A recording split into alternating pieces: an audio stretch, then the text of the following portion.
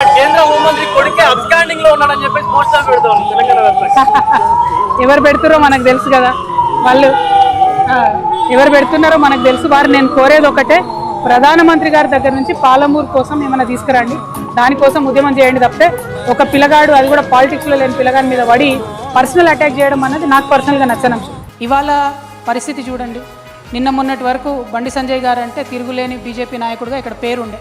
నిన్న జరిగినటువంటి సంఘటనలో వారి అబ్బాయి మీద వచ్చినటువంటి ఆరోపణలో ఆయనంతటా ఆయన స్వయంగా వాళ్ళ కొడుకుని తీసుకెళ్లి పోలీసులకు అప్పచెప్తే ఆ పేరు అట్లానే ఉండేది. కానీ ఇవాళ ఏం జరుగుతోంది, అంత తీవ్రమైన ఆరోపణలు ఎదుర్కొంటున్నా కూడా కంప్లీట్గా రేవంత్ రెడ్డి గారు బండి సంజయ్ గారిని రక్షించడం, తెలంగాణ మహిళలందరూ నోటీస్ చేస్తున్నారు ఏం జరుగుతుందని చెప్పి. అంత గ్రేవ్ ఆరోపణలు ఉంటాయి.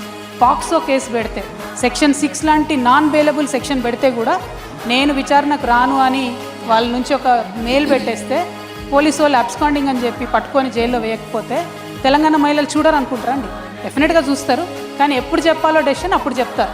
కాబట్టి ఇట్లాంటి సంఘటనలతోని ఒక పక్క కాంగ్రెస్ పార్టీ, ఇంకొక పక్క భారతీయ జనతా పార్టీ కంప్లీట్గా ప్రజల యొక్క ఫేత్ని కోల్పోతా ఉన్నారు. ఇంకో 10 తరాల తర్వాత కూడా తెలుగు సినిమా నటి ప్రస్తావన వస్తే ముందుగా నీ పేరే తలుచుకుంటారు తల్లి.